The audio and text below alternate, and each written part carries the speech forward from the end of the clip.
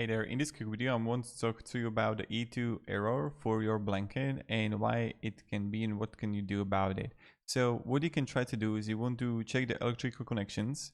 So what I would recommend to do is just turn off the blanket, unplug it, and you want to wait for about 10 to 15 minutes, and then you want to inspect all the wiring if everything like with the blanket is okay, and if it is, after those 15 minutes you want to plug the blanket back into the wall outlet.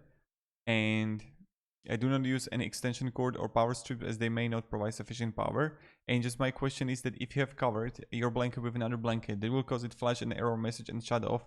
So this is like also important. Don't put anything under the blanket. Just recommendation.